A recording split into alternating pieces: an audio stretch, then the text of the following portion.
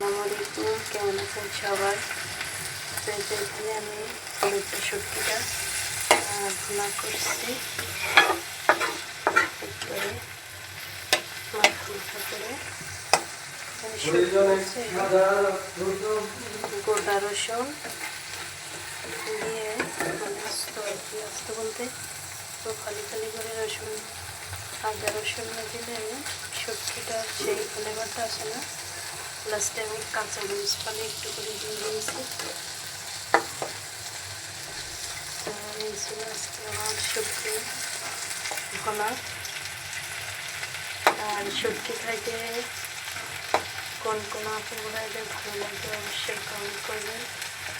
যেহেতু রমজান চলে আসতেছে, ওই সময় শুটকি তো মানে খাইলে গ্যাস্ট্রিকের সমস্যা দেখা দেয়। যার জন্য শুটকিটা এখনই খেয়ে ফেলতেছি।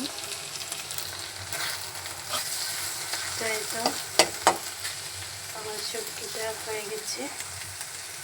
আর আমি এখানে আমার সেই ভাজা মশলাটা এখানে দিয়ে দিচ্ছি। আর এটা দেওয়া হয়ে গেলে চুলাটা অফ করে দেবো।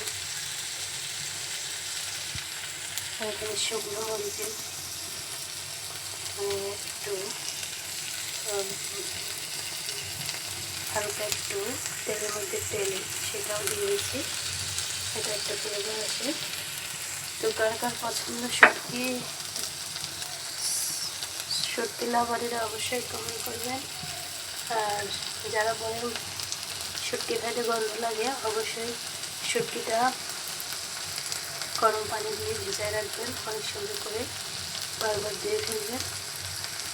আর আদা রসুনটা একটু পরিমাণ থেকে একটু বেশি করে দিবেন। তো সব ভালো থাকবেন।